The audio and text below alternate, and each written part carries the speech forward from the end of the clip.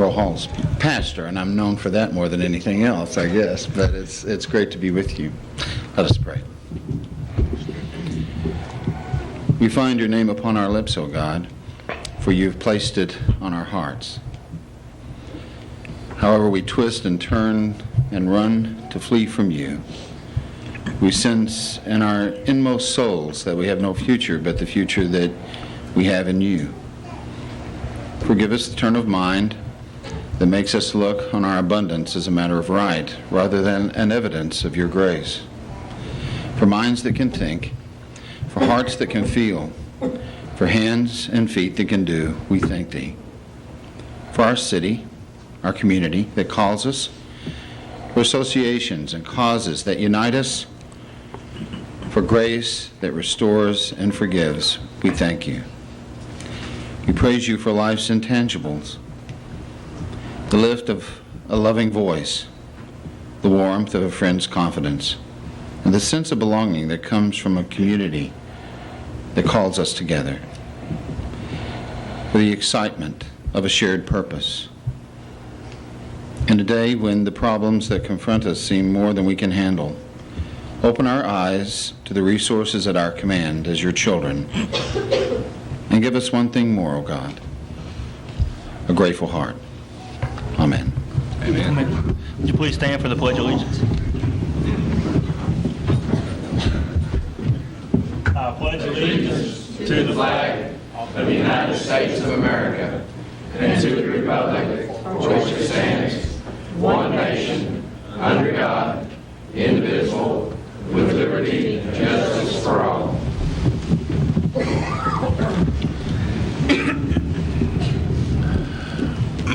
Ladies and gentlemen in the audience tonight, we welcome you. You're always welcome and encouraged to attend the council meetings here for the city of Haltom City. We always like to see a good full house of citizens who are interested in what's going on, and we thank you for being here tonight. For those of you who are watching on our local cable TV, HCTV, we welcome you to our meeting tonight. Our usual camera operator is not with us tonight, and we have Brian Kopsa from North Richland Hills here running the camera. So Brian, welcome to our meeting here in Haltom City. Our first item on the agenda tonight, we have 3 presentations to make. Mayor Pro Tem John Williams will make the first to Mr. Earl Hall for his services on the Housing Authority Board. Thank you, Mr. Mayor. If I could ask, I'm going to ask Mr. and Mrs. Hall both to come up here with me for a moment, please.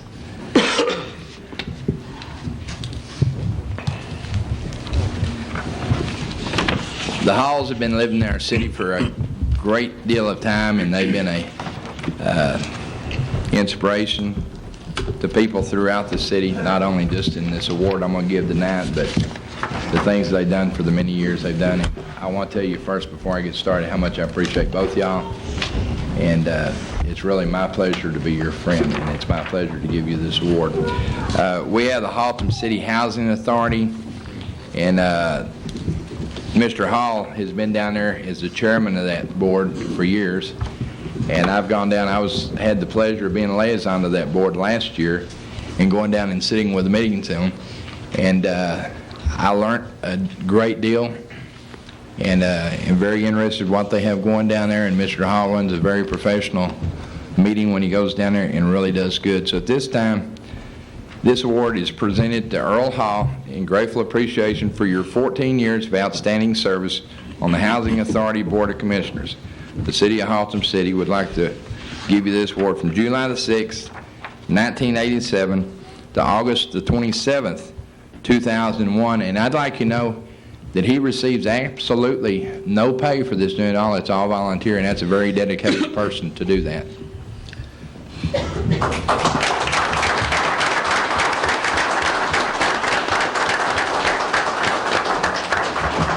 My bill is in the mail, Mr. Williams. I appreciate this, Mr. Mayor and the City Council and Mr. Williams.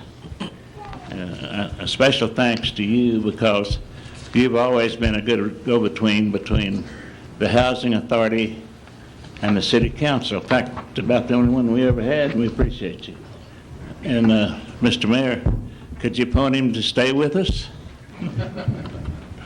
But I've been here 14 years, but I started out a long time ago with the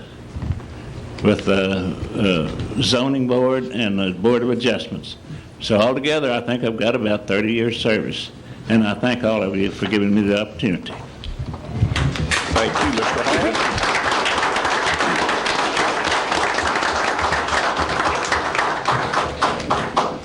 We have a lot of things to celebrate tonight, and Mr. Hall, Mr. and Ms. Hall, and the service they've rendered is to the city of Haltom City is one of those things that makes Haltom City a very special place.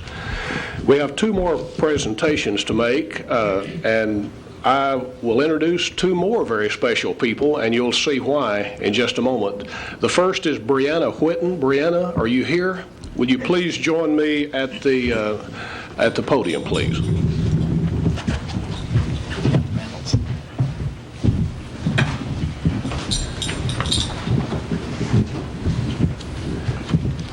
Ladies and gentlemen, this is Brianna Whitten. And Brianna, tell us a little bit about yourself and why you're here tonight, and a great thing, a great accomplishment you've made recently. I go to Haltom High School, and I'm on the varsity track and field team.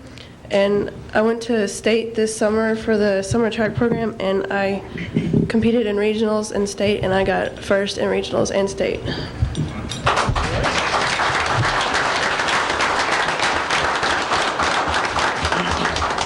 Now, this first place you got in state has to do with with participating in the U.S. Olympics. Is that correct? It has to do with you. State Games of America. Okay, the State Games of America. So you still have some additional competition ahead. Yeah. Well, we're very proud of you, Brianna. That's quite an accomplishment. Thank you. And I have a public declaration of meritorious achievement I'd like to present to you at this time. Whereas Brianna Whitten, whereas the Texas Amateur Athletic Federation is a nonprofit organization established in 1925 to promote, organize, and conduct amateur athletics in the state of Texas, and whereas TAAF had the Games of Texas recognized as an official state games participant by the United States Olympic Committee, and it is the largest multi-sport event held annually in Texas. And whereas on Saturday, August the 4th, 2001, Brianna Whitten, a sophomore at Haltom High School, competed and won the discus throw competition in the TAAF state meet in Odessa, Texas. And whereas her placing first in the TAAF state meet establishes her eligibility for competing in the 2003 State Games of America. Now, therefore, I, Calvin White, Mayor of the City of Haltom City, on behalf of the entire council, do hereby publicly commend Brianna Whitten for her accomplishment and extend our deep appreciation and best wishes for continued success in all of her future endeavors. Brianna, thank you very much.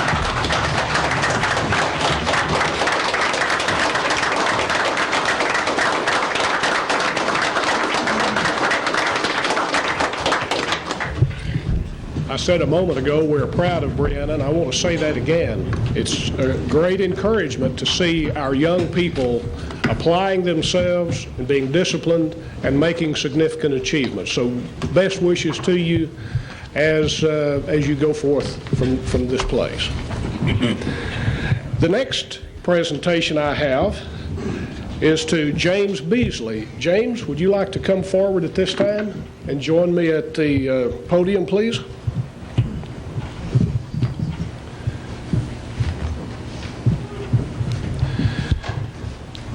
James Beasley, ladies and gentlemen, is a hero. And we have too few heroes in our nation today, but here's one standing before us.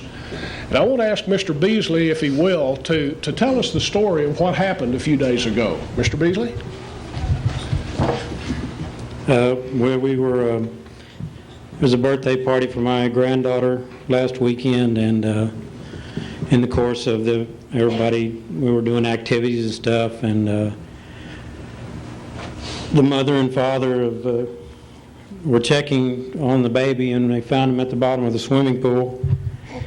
And I heard the mother scream, and I ran to the back of the house, and I took him from the father. The father was in shock, and performed CPR on him, and here he is.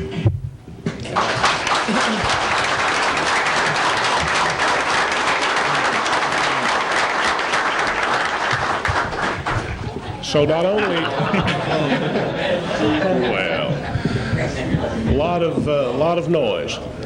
So not only is Mr. Beasley here tonight, but this young man, Christian Osborne, is here because James Beasley did what he did. And it's my pleasure on behalf of the council to present this certificate of recognition presented to James Beasley. Whereas congratulations and citations are in order for James Beasley for saving the life of Christian Osborne on the 19th of August 2001, and whereas a catastrophe was avoided because of the skillful and quick response to danger demonstrated by the former sheriff's deputy in reviving the 8-month-old boy that was found floating face down in the backyard swimming pool, and whereas James Beasley performed CPR and revived young Christian Osborne before the paramedics arrived, and whereas this courageous action in averting what could have been a tragic loss to family, friends, and community was an act of heroism which deserves special recognition by the governing body of this city. Now therefore, I, Calvin White, Mayor of the City of Haltom City, and speaking on behalf of the entire City Council and all of our citizens, deem it an honor and a privilege to present this certificate of recognition to James Beasley for his heroic action in saving the life of 8-month-old Christian Osborne.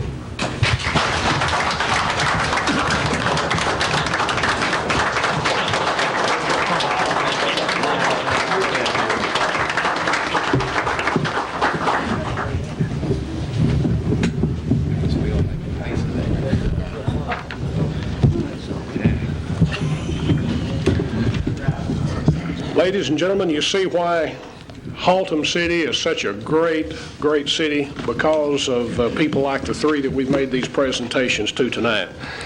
We move now to the consent agenda, which consists of item number 4 through 20. In addition to that, we add item number 26 and 29, and we will remove item number 16 for individual action. 30.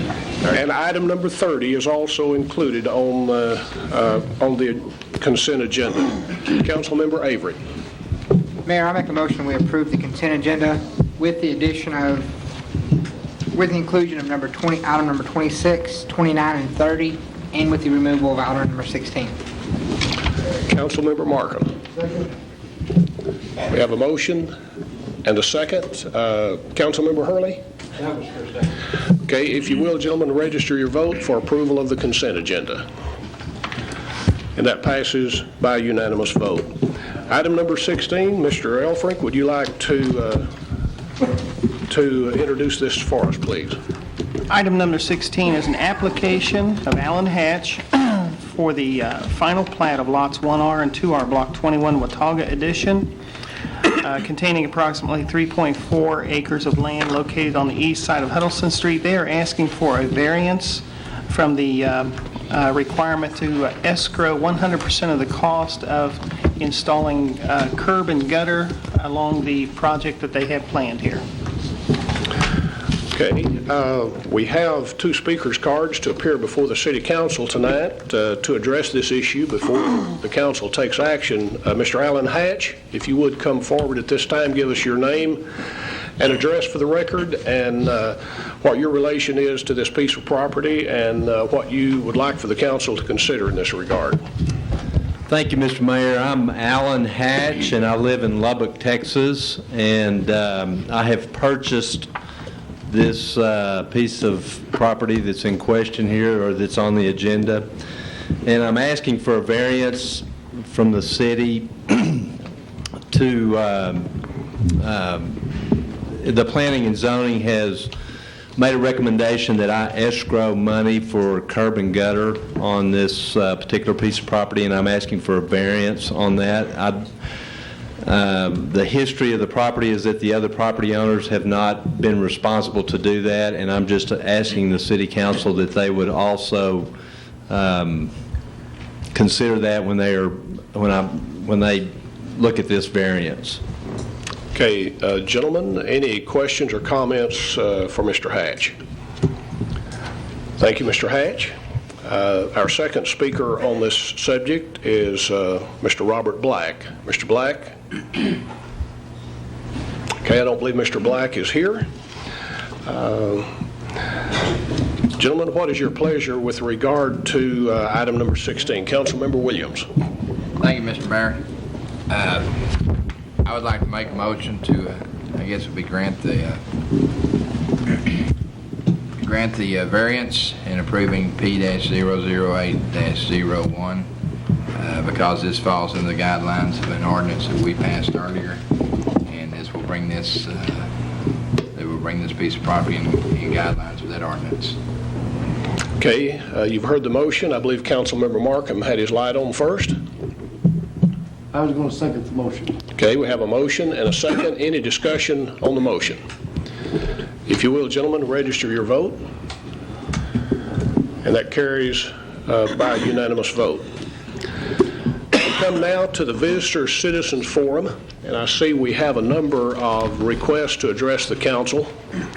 Before we begin, I want to read this statement into the record and ask for your cooperation and help in this process.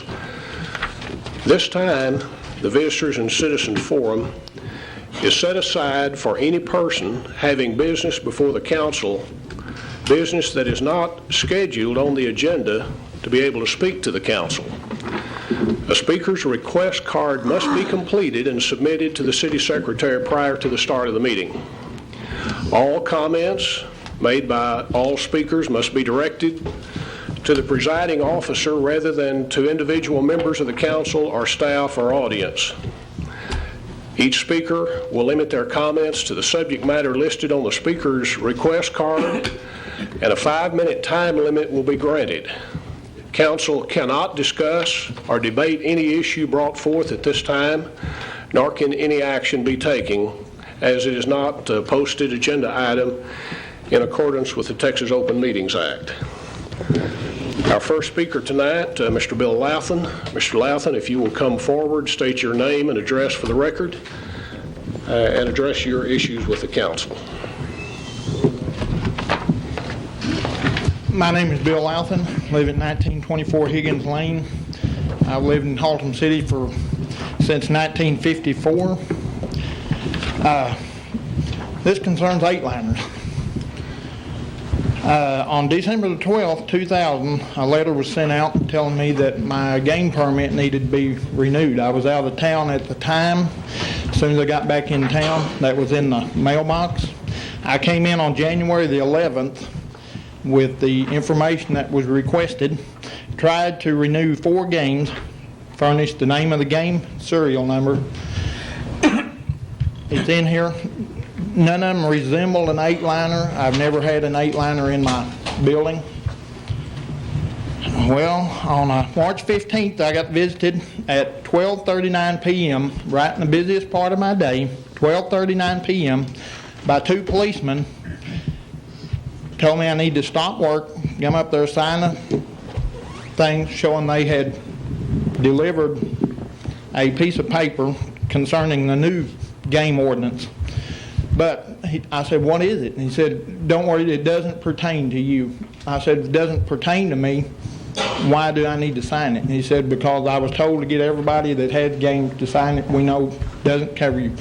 I signed it, went back to work, never looked at it again. Thought that was the end of it. I thought it was a joke because due to this city raising the permit fee on pinball machines and the old Pac-Man type arcade games, I wasn't making any money. I had taken the games out. Them policemen were free to look around and see my games were gone. Okay, this following Friday, August 24th, approximately 1:25 p.m., again, right in the busiest part of the day at my store, busiest part of the day, on the busiest day of the week, here comes someone, never identified himself. He had a big badge on his belt, never identified himself. My wife worked in the front, asked what he needed. I need to talk to Mr. Lauthan. There were 14 orders waiting to be filled and a line out the door. The detective will tell you that. I finally took time to get up there, see what he needed. He said, do you still have any of your 8-liners? I said, I never had any 8-liners. There's never been an 8-liner in this building. A lot of you on the council have been in my store, and you know there's never been an 8-liner in there. Man goes, well, somebody in the city said you did. And I said, could you be specific, give me a name? He said no. So I went back to work, caught up. I did what I needed to do. Approximately 2 hours later, I finally got time to come down to the city hall and just madder than a hornet. I don't have anything against 8-liners. I don't care one way or the other, but I never had one. The main reason I never had one is I was worried more about the theft, burglary when I wasn't around. The only reason I didn't have them. I want to know why. If you're going to come up there and question me why I'm a restaurant, why are you doing it right in the middle of the busiest part of my day? You raided one place. I did my homework after this. I spent all weekend doing my homework on this. You raided one place. There's still others still got them games in town. You raided one, but you gave others one more deadline, a little bit more time. I'm wondering about the VFW, the Moose Lodge, the American Legion. Are they going to be required to get theirs out? Like I said, I don't care. But I've been drug into the 8-liner mess now, and we're going to be fair to everybody. Is the VFW, the Moose, the American Legion, are they going to have to take theirs out? How about the pull tabs at the bingo hall? I talked to several people today. All the pull tab is an 8-liner on paper. Comes down to the same thing. I was told by more than one person in this city that the Chamber of Commerce, which Haltom City is a member of, is in the middle of planning a casino night. How can you justify that? I've been to BISD. I volunteered for years and years, have nothing against them. Gone to Project Celebration twice. What do they teach those kids at Project Celebration? How do they earn the money to buy the stuff that's donated? Casino night, same stuff. You pay to get in both of those. You have to buy a ticket to get to Chamber of Commerce. You have to buy a ticket to go to BISD Project Celebration. It comes down to the same thing. You're buying an 8-liner called something else. My last little point. Evidently, you guys' time's more valuable than mine. When I came up here today to get the paper from the March 15th, where 2 detectives, 2 policemen came to my store at 12:39. The time is right on here. They initialed it themselves, 12:39. I was busy. I was forced to stop my work right then, take care of them. When I came up here today, they couldn't find that paper. I came over to City Hall first. They told me police department had it. I went to the police department. They sent me back here, said City Hall had it. By then, nobody knew where it was. They said, we'll have to find it, whatever. Anyway, the deal wasn't getting all mixed up now. When I came back after the police department, they said, you're going to have to wait because everybody's in a staff meeting. Well, your staff meeting amounts to my working. Why couldn't you get somebody out of that staff meeting to take care of me? Your time's more important than mine. I'm just a little old peon business person here in Haltom City. Who's supposed to be working for who? Police department, I've always thought since a little kid, their main job was to serve and protect. You're not serving me and you're not protecting me. Coming in at 12:30 during the day. I've never had an 8-liner. I don't know who told them I did. All they had to do, they had the serial numbers, the name of the games. What I had, nothing. There's never been an 8-liner in my machine. Please take me off the list. Thank you, Mr. Lauthan. And if we could, I believe our chief of police is in the side room here. Mr. Louthan, if you'd like to speak with the chief of police regarding this, just out in the hall or around the corner, it can be addressed on that level. Our next speaker tonight, Mr. Glenn Baker. Mr. Baker, if you would come forward and give us your name and address for the record, and address the council, please. Thank you, Mr. Mayor. My name is Glenn Baker. I live at 5701 County Road 912, Godley, Texas. We're issuing 8-liner. We're discussing 8-liners one more time. This council has made several statements to us in the past. We don't mind you operating 8-liners as long as it is for amusement only. That's where we say, as far as the council was concerned in the past, that was it.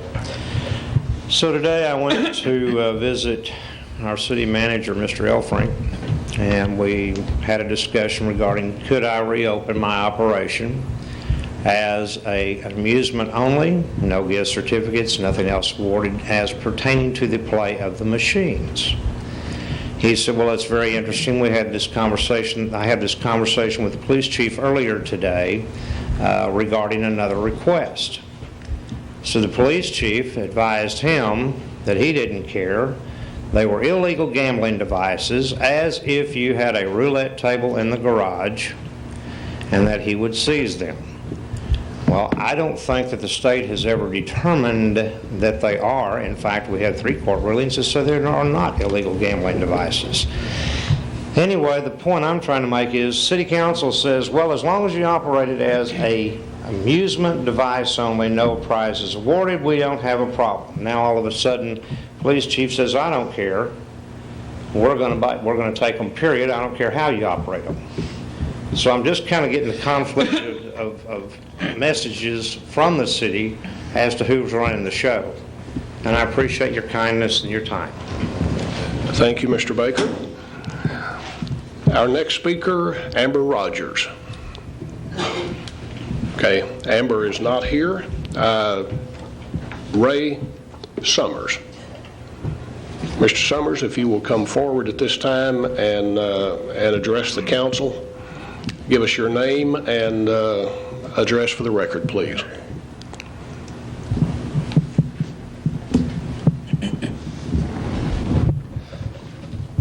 I'm Ray Summers. I live at 5112 Fossil Drive and been living in Haltom City since 1954.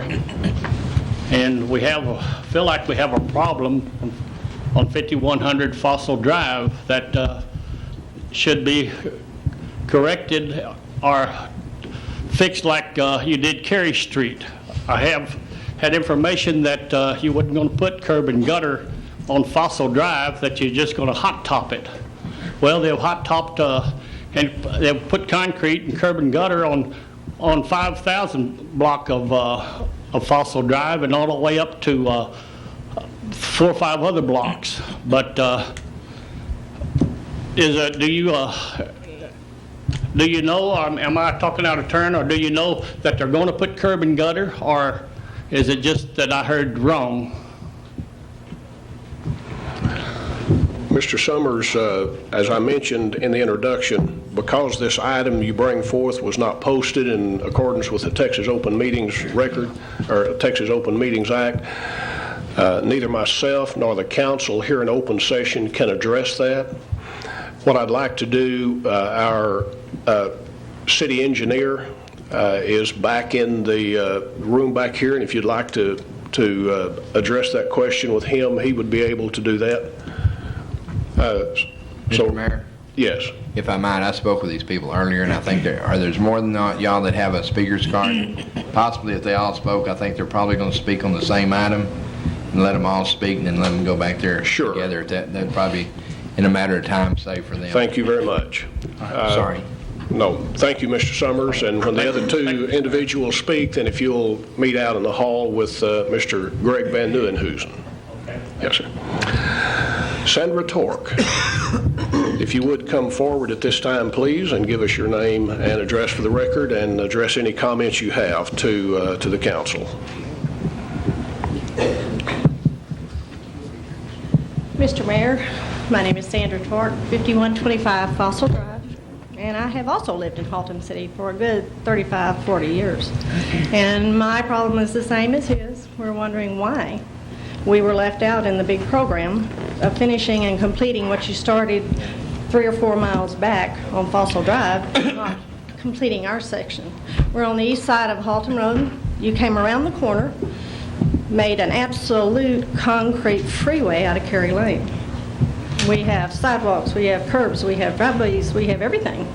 And then instead of completing our end of it, you're telling us that it's going to be hot topped with no curbs, no driveways, no nothing. So that's why we're here tonight, to see what can be done, to help this along, what we need to do to help it. We feel like stepchildren.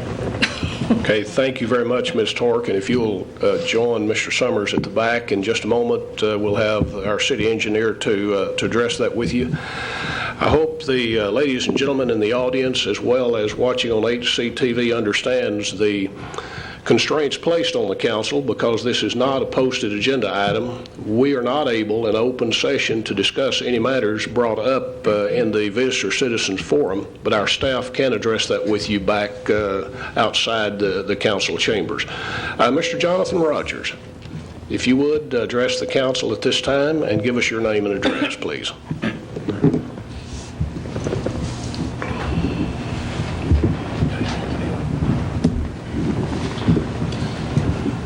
My name is Jonathan Rogers. I live at 5108 Fossil Drive, and I'm voicing the same concern. I've lived in Haltom City 5.5 years ever since I got married, and when we saw Fossil being paved between Haltom Road and Beach, we were pretty excited, thinking we were going to get 2, but we didn't at that time. And then we saw them doing Cary, and we got real excited since it touched our street. And now we're informed, like they said, that it's just going to be blacktopped. Well, I'm kind of jealous because there's a horse around the corner named Charlie. He's got 5 acres of land, a beautiful concrete sidewalk and gutter and everything, and we're informed that we're not getting nothing. And Charlie don't even pay taxes.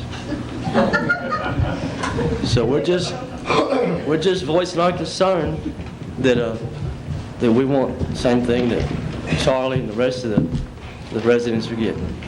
Thank you, Mr. Rogers.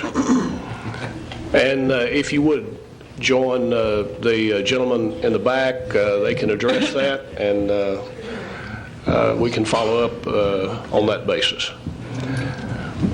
Our next speaker is Terrell Witt. If you would come forward at this time. And Mayor, I believe I'll pass since there's not going to be any discussion on what I was going to talk about. Okay. Mr. Myers, Luke Myers.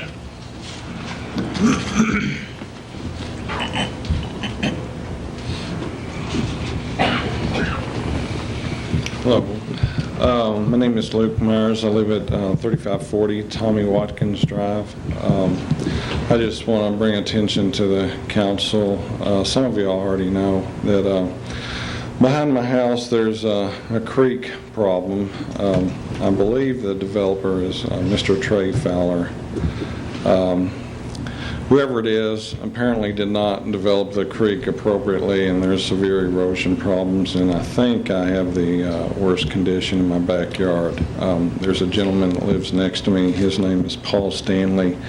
He has moved his fence up probably, I'm guessing, about 15 feet, and he still has erosion that's still working its way up to his fence line. And my wife has met with, I believe, Mr. Elfrank and Mr. Van Nieuwenhuis. And I think I've talked to, Chuck Kendrick, and I'm speaking with the mayor himself and trying to find out what can be done to get this resolved. I believe there's a big thing going on with Mr. Fowler, and I just want to bring it again to everybody's attention to see what can be done. It's been a real safety hazard in my backyard. I almost cut off my leg mowing, falling down off in a severe drop off in the backyard. And I will I guess, be more prepared next time. I had some pictures developed, and I think somebody ended up seeing those, and I'm going to get some more in detail to bring. But I was told by the city engineer on the phone today, I spoke with him, and one of the things that was of interest to me was he told me that he thought that they did a survey and that they thought that my fence line was over the easement about 3 feet or so. And I wasn't sure why. When you follow up all the fence lines, they seem to line up, and some of the others that line up with mine that head up towards Stanley Keller apparently didn't seem to be that way. So I wasn't sure how that worked out, so maybe somebody can explain it to me later down the line. But anyway, I just wanted to bring that to y'all's attention and keep it fresh in y'all's mind, so maybe something can be done about it in sometime in the near future. So thank you. Thank you, Mr. Myers. And I know we've got staff pretty busy out in the halls with other issues. Mr. City Manager, would it be appropriate for Mr. Kendrick to visit with him a moment to bring him up to speed on where we are with that resolution? Yes, indeed. Mr. Kendrick is fully aware of what we have been doing up to today with regard to the problem that you addressed, and I'm sure he will be glad to speak with you. He'll meet you out there in the hallway if you'd like. Okay. Thank you.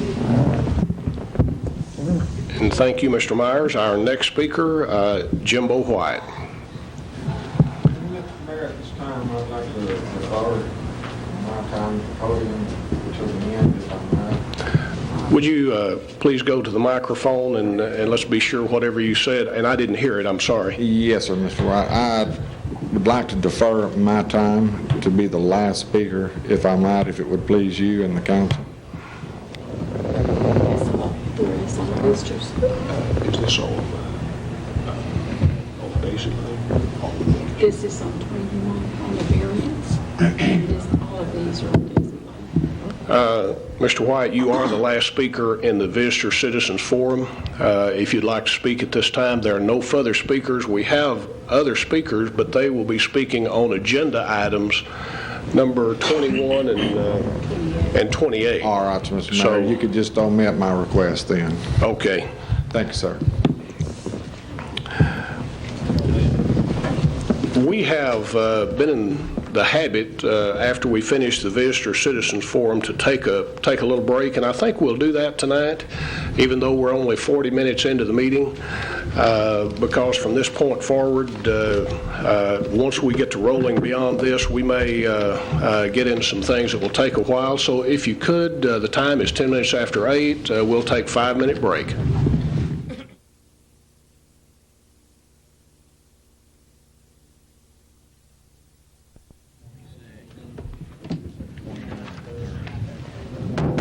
The time is 8:17. We reconvene into open session. We're now to item 21. Mr. City Manager, would you give us the background on this issue, please?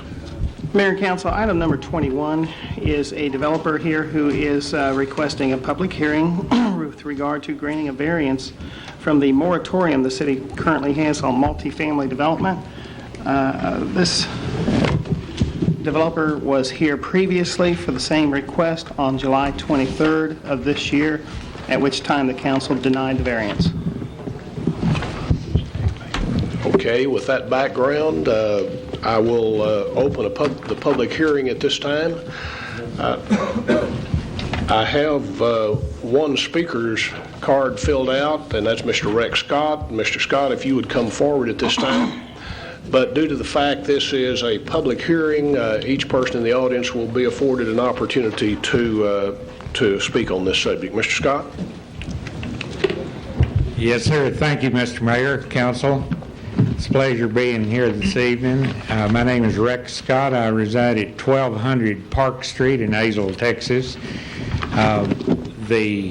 Mr. Martin and I, Mr. Jim Martin and I are the owners of the land that we wish to do something with. We've had this land for some time. It's not exempt from any taxes. We've been paying the regular taxes on this all along, so it's been a winner for the city. Before I jump into that, I got to say something. The young lady that you presented the award to, Brianna, you can't believe what an inspiration that'll be to her. Back about 1954, I had an opportunity to participate in the Junior Olympics, and it turns your life around, makes you do things different. But anyway, that's a great honor for her. But this project, and I've brought some cards on this for you to look at this evening. We started looking at an apartment project on this land about a year ago. It was zoned for multifamily. It was zoned for 25 units per acre.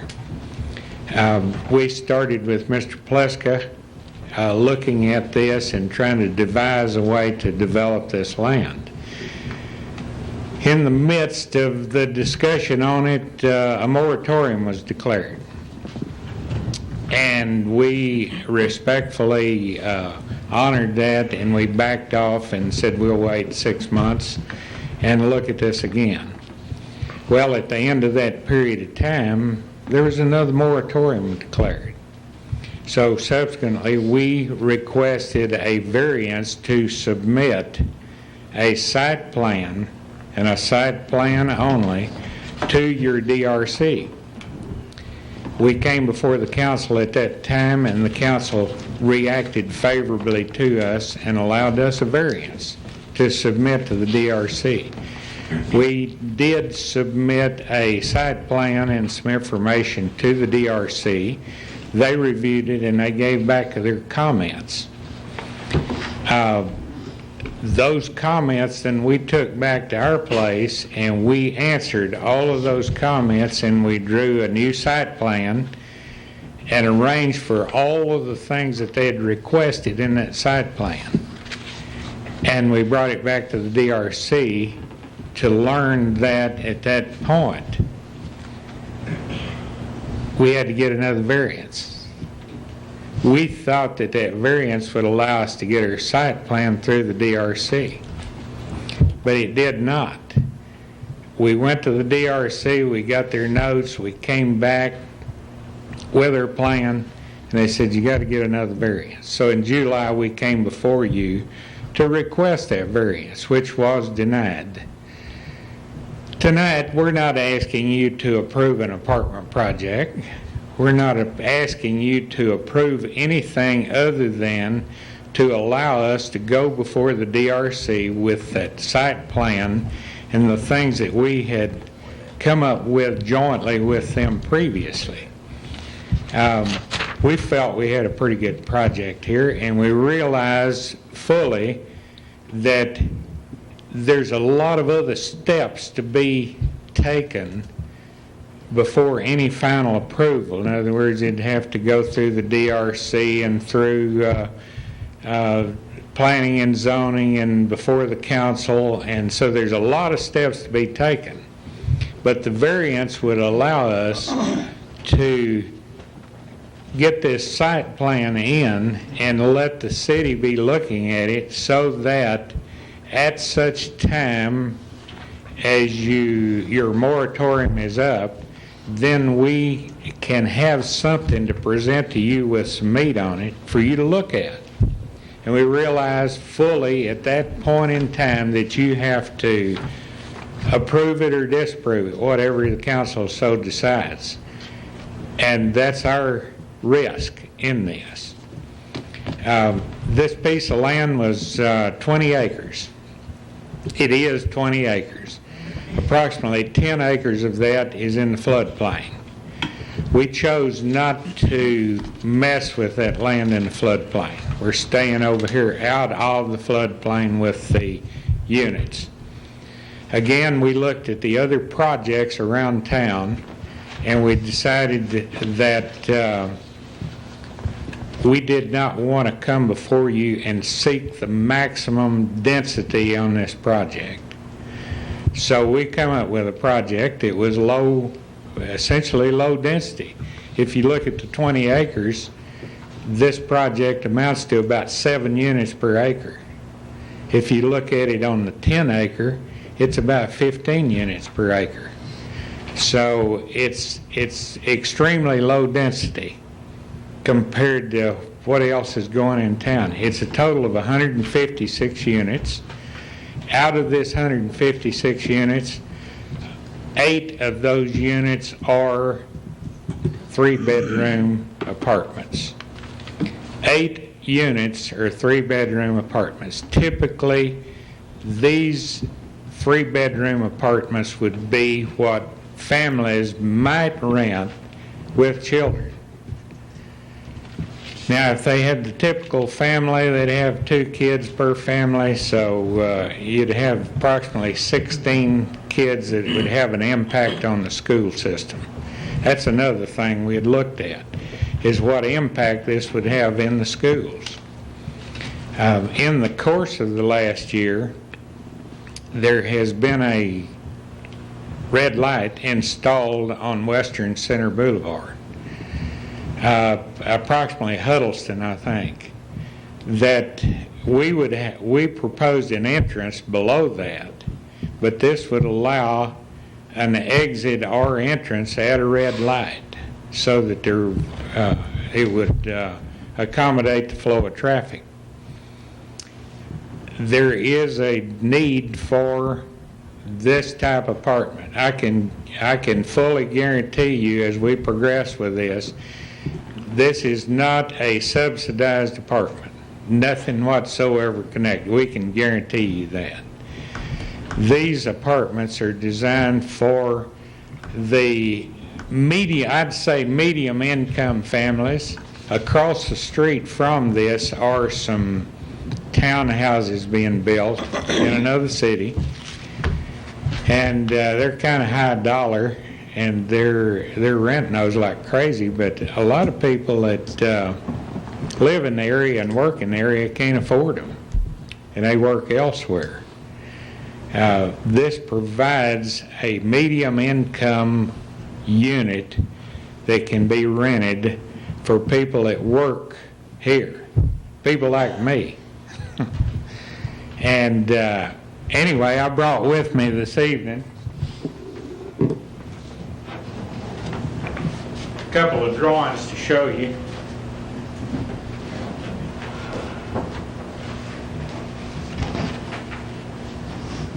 I'll just speak loud over here so you can hear me.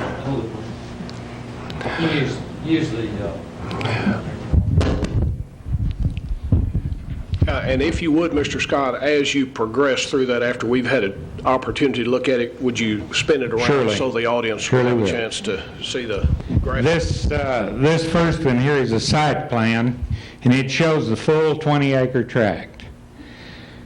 As you can see, most of this over here would be, this is in the floodplain. This is out of the floodplain. We've designed this with an entrance over here on Western Center. We've designed it also with an entrance and exit going up, which would connect to Mr. Black's property and go up to Huddleston. This also would allow us to loop water service in this area, and it would benefit the city in that respect. We've got security on it. These units meet all your requirements. We're not asking for any variances of any kind on construction. All we want to do is move ahead with the project at this point. Here we have something of what the apartments would look like in the future when they're built. And there's 1-story, 2-story, and 3-story units. Okay, if you would, James, turn that around so the audience can see. Would you bring this back? Some of us are elderly and can't. And these do, as I said, meet all of your requirements for, they'll be sprinklered, they meet the masonry requirements. The streets have curb and gutter. It loops the water through there. It has a minimal impact on the school system. Okay, Anything further you'd like to say to the council at this time, Mr. Scott? Well, we've held off on this. We appreciate the council's concern in setting these moratoriums over a period of time, but we've paid taxes. We'd like to be a part of the city. We'd like to work with you, and we'd like to move ahead with this. And again, all we're asking for is a variance to submit these things that we've prepared to the DRC so that we could move that one step closer to our goal. I'll be happy to answer any questions you have. Gentlemen, any questions for Mr. Scott? Councilmember Williams. Mr. Scott, we visited your property, I think it was last Friday, me and the city engineer and the chief planner. If he's here, I'd like to call him forward at this time. Mr. Pliska, could you explain to the viewers out there and ourselves what a DRC is? Yes, Mayor, council members. A DRC is a pre-design conference in which the Departmental Review Committee looks at a design that a developer or an owner submits for a project or for a particular piece of property. For this particular situation, in the beginning, like the gentleman had spoke, we did view a submitted plan.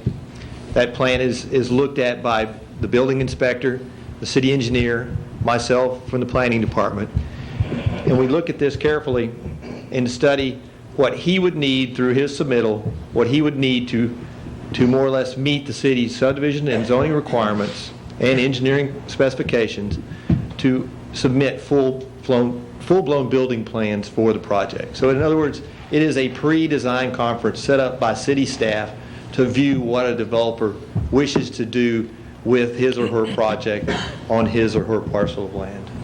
And have you made this developer aware that this is a gamble, that possibly they could do this and still not be able to have their project completed? Absolutely. A pre-design conference at that time, again, we felt like the moratorium at that time was in the making, and we realized that we're going to indicate to you what you will need to do for this project, which he did, and I believe this submittal is a result of that. That's correct. Isn't that correct? Okay. But for us to look at that, we would, again, brought it before council for a variance for us to look at it again before it goes in for full-blown plans. First of all, one problem we're going to have if we do decide to do this, as we were leaving Haltom City and got on Western Center to make a left-hand turn, the city engineer brought to my attention at Huddleston there in Western Center Boulevard, the westbound traffic is not permitted to turn southbound onto Huddleston. That would make that property only accessible from people going eastbound. That would be one of the major problems that we'd have to address, is how the people that were coming from Keller and coming from Watauga and North Richland Hills are coming from South Haltom City back north. How would they get into the project without, with that left-hand turn lane there? I believe the engineer stated that day that that's controlled by Watauga. So that developer would need to petition Watauga. Okay, I want to make these developers aware of that, though, that there's no left-hand turn going into this project. All your people are coming to do that will have to come from the east, come eastbound. And upon looking at this project, Mr. Mayor, we drove out as far as we could before it's a pretty desolate piece of land. I don't know how you ever come about how you're going to build an apartment on there, but I'd ask the chief planner. We'd sit out there on that hill and tried to figure out something else that could go there, and you want to share what we decided could go there? Well, it is zoned M2, which is heavy industrial, so, and, multifamily too. We have had talks in the CLUP, the Comprehensive Land Use Plan, discussions on the draft for the revision of the 95 plan, and we've discussed that possibly going industrial. We've had several discussions on it since the adjacent property is industrial. I do not see any industrial use, however, given the topography of it. Given the intense topography there and the steep grade, probably a low-density residential complex like condominiums, multifamily, low density that we're looking at right now. Maybe if you really stretch it, a mini warehouse facility. if it were to go industrial. You're very limited what you could put on that property due to the drainage and due to the nature of the topography. Okay, and the property to where the apartments would end, that your map you had, I guess north was to the right and west was to the top. The best I could tell by the... If you look at your packet map, that is correct. The greater density will be on the southern portion away from Western Center. This is north. That's north, okay. Right. This would be west, east, and south. And your greater density is, of course, down here to the south due to the nature of the floodplain being extended. And is there a name for that piece of water coming through there, waterway? That's White Creek. It's White Creek. Correct. Okay, what is the developer's plans with White Creek and the property coming back to the east where it's going to meet the apartment complex? As far as, do you plan on, I know it's going to be down in the floodplain. This property, the floodplain. On both sides. On both sides of the creek. You own on both sides of the creek, is that correct? We would have to pursue that with the Corps of Engineers, I believe, in order to do anything to that. At this point, they've indicated that we can develop outside the floodplain at the city's discretion, but the floodplain itself, if we modify that in some form or fashion, we'd have to get approval from the Corps of Engineers. Thank you, Mr. Mayor. Councilmember Jennings. Thank you, Mr. Mayor. I have one question, Mr. Scott. Mr. Scott, are you aware of the fact that agenda item 29 tonight that was placed on the consent agenda is for an extension, a 90-day extension of that moratorium? Has anybody made you aware of that? Yes, okay. I was aware of that. Okay, just want to make sure. This variance would allow us to do minimal steps during that moratorium period. Right. But the moratorium itself has been extended for 90 days based on that action. Right. I just wanted you to understand There's another item that was on that agenda that we discussed earlier on Huddleston, the warehouses and so forth. They would have the same problem as far as traffic coming in as anything else because they don't have another way in and out. The low density of these apartments, the ability to make the circle up there if we cannot get Watauga to provide a turn lane there would still allow those people adequate access to the property. And also, if the office warehouses go, this provides a real good labor source for all those people. They could walk to work up there. Anything further, Councilmember Jennings? No, sir. Thank you. Any further questions for Mr. Scott? Thank you, Mr. Scott. This is sort of like, I guess, a corollary to this would be that we've been through over the last year. Is sort of like one person selling another a car, and the guy that buys it says, "Let me drive this around for a month or 2 or 6 months, and then I'll decide whether to pay you for it or not." So we've patiently been just sitting back and waiting and for the moratorium to be up and doing a little bit of planning and trying to get to a point where we can move ahead when the moratorium's over. And so that's all we're asking is a chance to go to the DRC. Thank you very much, Mr. Scott. Since this is a public hearing, anyone else in the audience wish to speak either for or against the variance request to this multifamily development moratorium? There being none, I close the public hearing, and I'm ready to entertain a motion regarding this request for variance. And I think Mr. Scott has made it very clear what he's asking for, and that is not to build this at this time, but just to submit the plans, knowing the risk you take depending on the outcome of the of our plan. Councilmember Williams, you ready for a motion? Well, sort of. Up until you said it was kind of like a car dealer deal, I was kind of leaning toward his way. I know we have people in the city that say that we have too many car lots, and we have people that say we have too many of everything. And I know that the mayor himself said up here a couple of weeks ago, if we never had another apartment built in Haltom City, it would be pleasing with us. And I think the gist of what we said there was probably we would like to have some $200,000 and $300,000 homes built, but I'm not sure that if we develop $200,000 and $300,000 homes in the area that we're talking about, that we'd ever be able to sell them. And there's different portions of the city where different items will fit in and different items won't. I tried on the last council meeting to set up a meeting with the school board where we could get their feelings on this, and there was no interest on either side with that, and so I'm at a loss as far as we are in classrooms, and that would be one of my major concerns, and Mr. Scott said that he had checked into that. So with this being just a temporary deal, and Mr. Scott knowing full well that we could come back and tell you, no, you can't have it after we let you look at it. It's just a courtesy. I'm going to make a courtesy motion that we approve your variance. We have the motion. Councilmember Patino. Just for a second, Mr. Mayor. We have any discussion on the motion? There being none, if you would register your vote, gentlemen. And the motion passes with Councilmember Henderson voting against. Okay, we're ready now to address item 22, 23, 24, and 25. Mr. Elfrink, if you will, item 22.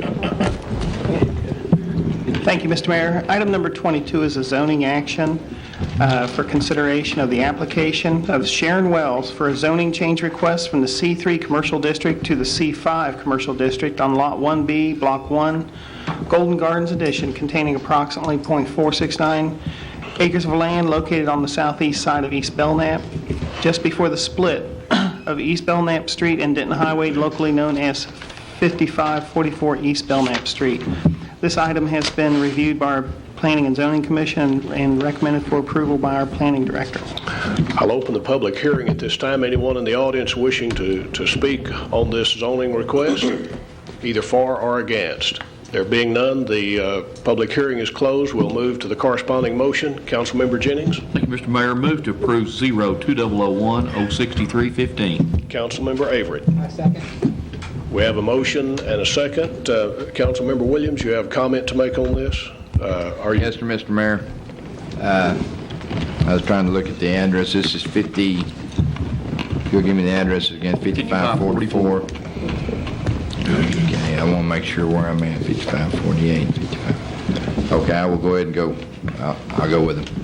I need to say something next time. I'm sorry. Okay. If you would, gentlemen, there being no further discussion, if you will register your vote. And the motion passes by unanimous vote. Item number 23.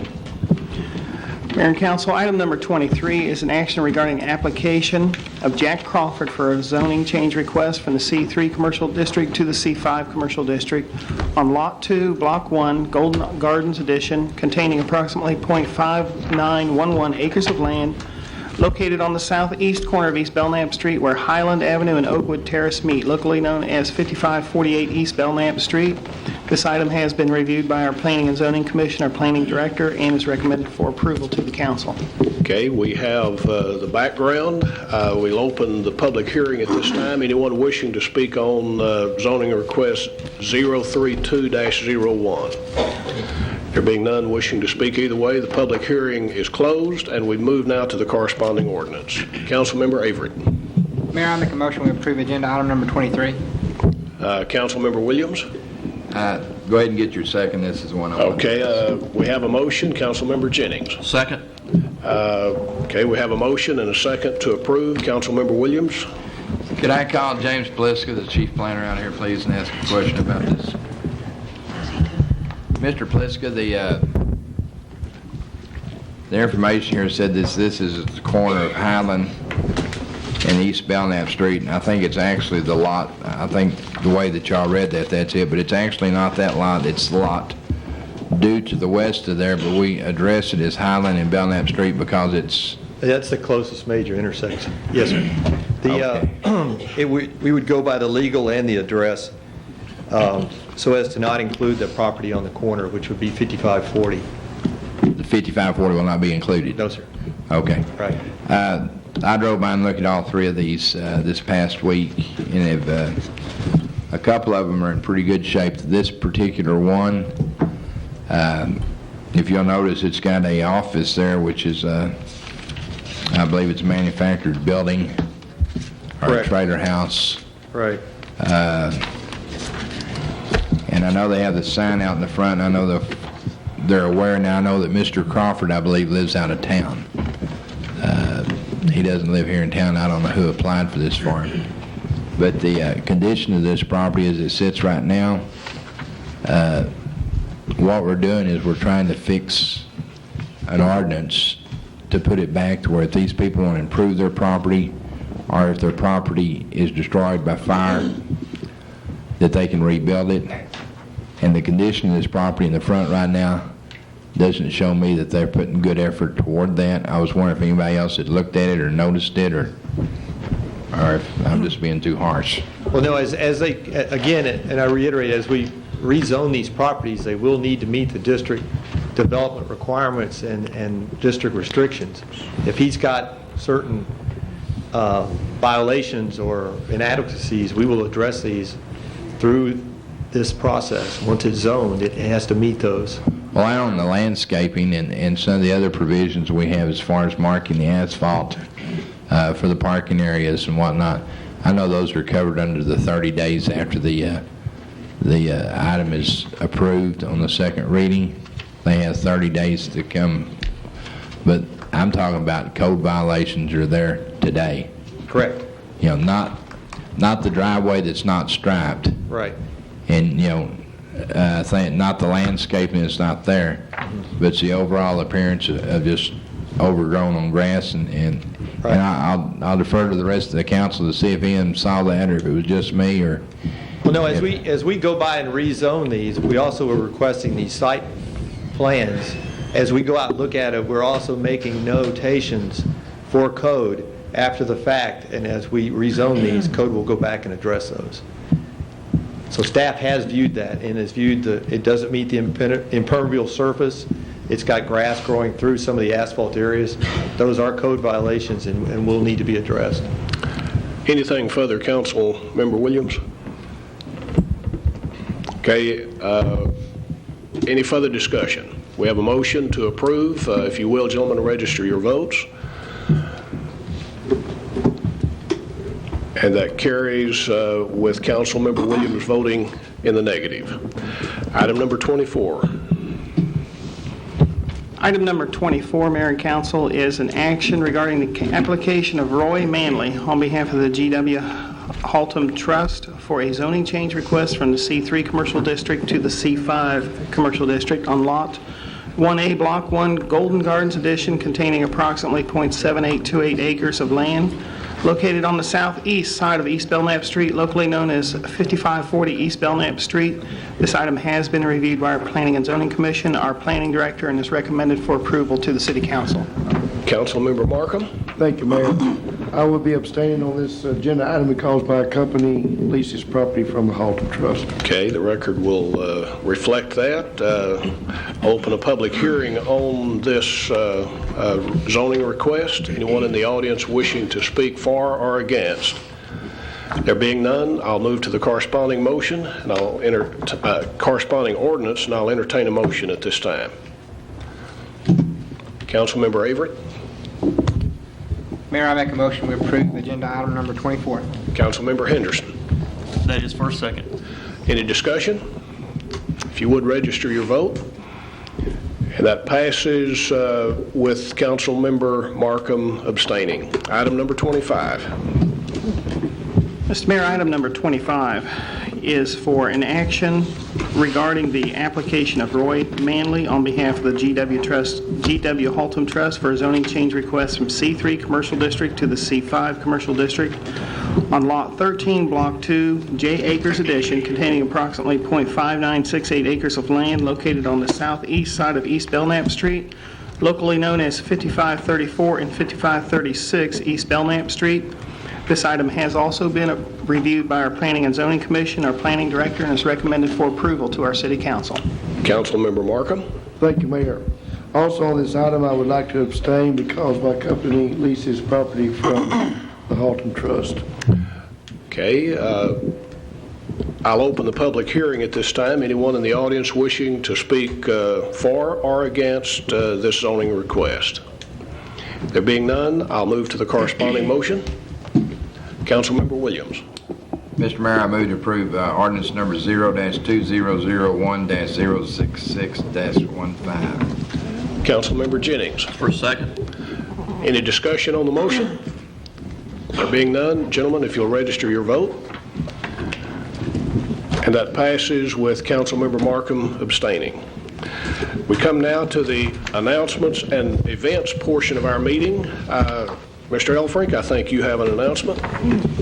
Thank you, Mr. Mayor. For the public, for the folks who are here tonight, and for the rest of the council, I'd like to invite everyone to a grand opening by our refuse contract company, IESI, to the opening of their new convenience center located at 2120 Menace Drive. This grand opening occurs tomorrow night from 5 o'clock till 6:30. There'll be an opening ceremony and ribbon cutting at 5:30 p.m. Facility tours, information, giveaways, refreshments, and entertainment. I have been to this location myself, as I know several of our council members probably have. This is quite a nice addition to our city. It is a very clean and neat operation. And they would like to invite the public to come visit them and see what they're about down there. Thank you, Mr. Elfrink. And Councilmember Williams, I believe you have an announcement. Thank you, Mr. Mayor. Beautification Board is having an event coming up November the 17th. It's Texas Recycle Day. And they've asked me to inform the citizens on that. We're forming a committee on that right now. If anybody'd like to volunteer for that committee to help us with it, we'd be glad to have them. They can call the City Hall at 222-7700 and ask for Fran Burns, and she'll put them into the proper people. They tell me that what they're going to do is take automobiles and they're going to decorate them with recyclables. I'm kind of anxious to see how they're going to do that. So we'd like to invite everybody out for I think it's November the 17th, tentatively set for 10 to 2, but since a lot of the automobile dealerships are going to be involved, I think we may move it up to 12 to 4. That's November the 17th, and we'd like to invite the council to come. Thank you, Councilmember Williams. Other members of the council, any announcements or events to be brought forth at this time? There being none, we come to item number 27, the property tax rate. And Mr. Elfrink. Thank you, Mr. Mayor. What we have here tonight is consideration or action regarding the proposed tax rate for the fiscal year 2000-2001.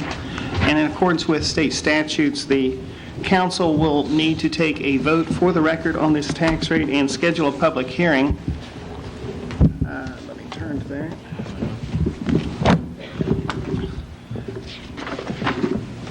At this agenda item, you will see a copy of the notice that will soon appear in our local newspaper. This notice shows a comparison of what the tax rate will result in for the average residents with a homestead exemption included on that for the current year and for the past year. Under this proposal, taxes on the average homestead, which this year is $66,026, would increase by $28.76 or 11.88% compared with last year's taxes.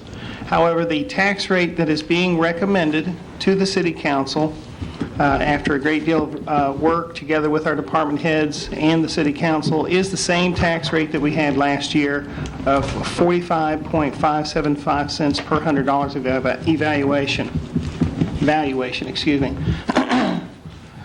During the preparation of the budget that was presented to Council a week ago last Friday evening and most of Saturday during a workshop, the staff has kept in mind the primary service goals that the Council has asked us to consider in preparation of this budget. We are continuing an aggressive street reconstruction and maintenance program. We are striving for the improvement of public safety services. We are trying to schedule for the timely replacement of our fleet vehicles and equipment. And we are continuing to provide quality outlets for public recreation and library services. And I may have stated earlier that this was the 2000-2001 budget. It is the one that we're considering here is the 2001-2002 budget for next year. We also, in this budget, are trying to take care to minimize staff turnover in the next fiscal year. We're trying to protect our physical condition, to protect the A credit rating that the city was awarded last September by Standard & Poor's. And overall, we're just trying to provide all services in a manner that is efficient, cost-effective, and in tune with the expectations of Haltom City residents based upon a tax rate that will support the aforementioned service priority goals. I will just briefly point out that the revenues derived from this budget, which includes all revenues, both property tax, sales tax, franchise taxes, license and permits, court fines and warrants, and other revenues, represent a 5.13% increase from the prior year. This is the lowest revenue increase in the past 5 budget years. And the thing to point out and understand here is that not all of the city's revenues come from property taxes. Those other sources that I named play an important role in the revenues of the city. I'd like to point out briefly that we have $81 million worth of exemptions that are applied to our over 65 residents, representing 2,240 accounts, and that we have $53 million in valuations that is exempted from taxes up to $40,000, which represents 7,474 accounts. The primary and most important, I think, service addition under this budget is the addition of 9 firefighters and paramedics who will help solve a chronic understaffing issue in the fire department, and will be a first step towards realization of having an in-house ambulance service in the near future. Closing with the general fund and going into the water fund, I'll just point out that this budget also has no increase in any of our water and sewer rates. Basically, that's it then. Gentlemen, you've heard the background information given by our city manager. I'll entertain a motion at this time regarding consideration or action regarding the proposed tax rate. Councilmember Hurley. Mayor, I move that we approve the proposed tax rate of .45575 for the fiscal year 2001-2002. Councilmember Henderson. That would be for a second. Councilmember Averett. That was for a second, Mayor. Okay, any discussion on the motion? If you would, register your vote. And it carries by unanimous vote. Mayor? Yes, please. You need to officially announce also the date, time, and place of your public hearing tonight. Okay, the date is August the 27th, 2001. No. The public hearing that you're going to hold on September 10th. Okay, right.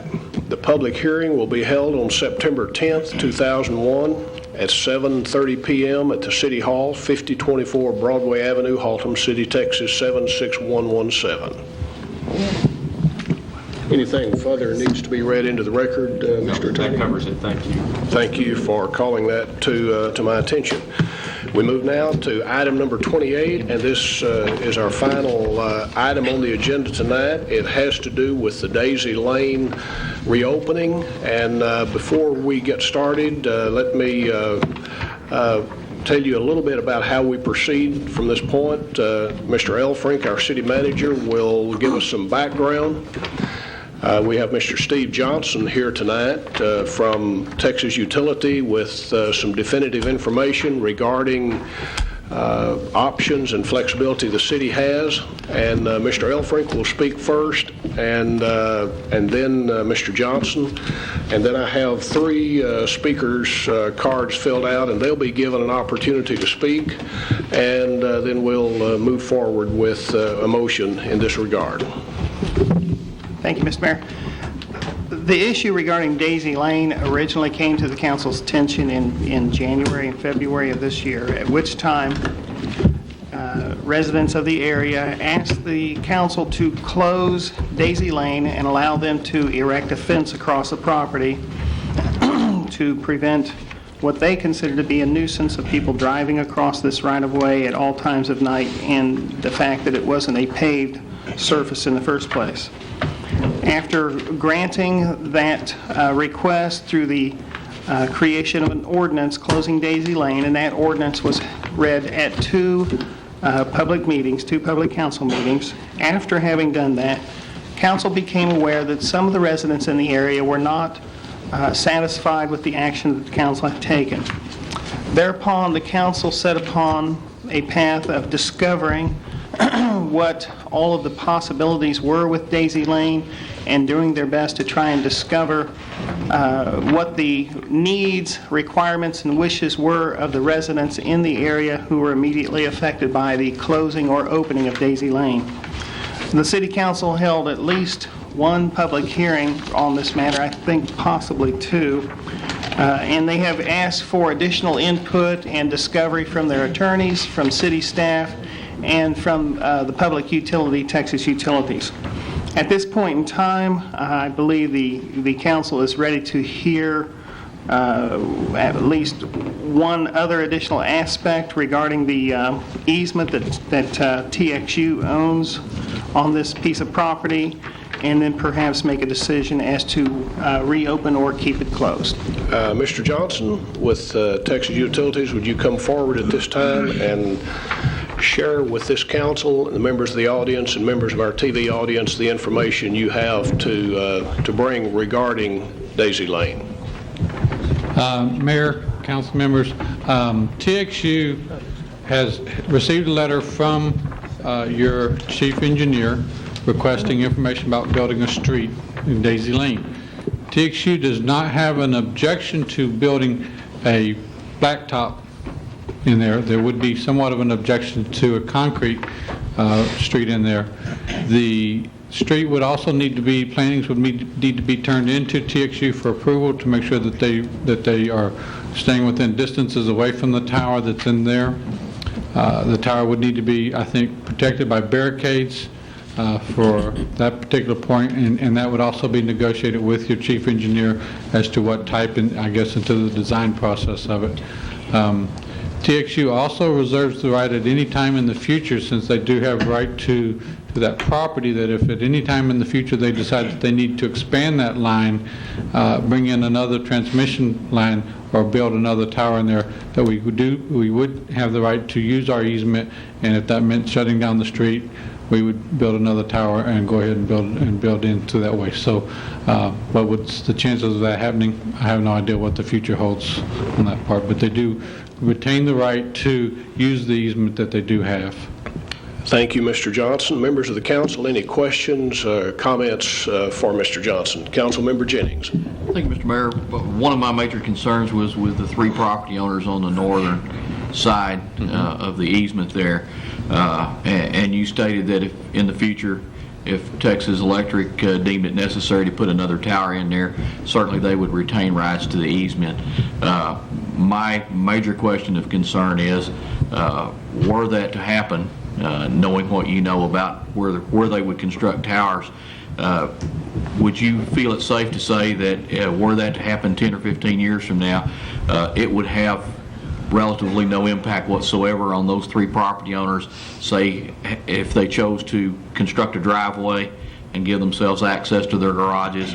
Would you say it would be safe to assume that the tower would either be located in or near the same side of the easement that it's on now, possibly no further north than the middle of the easement? Would that be safe to say?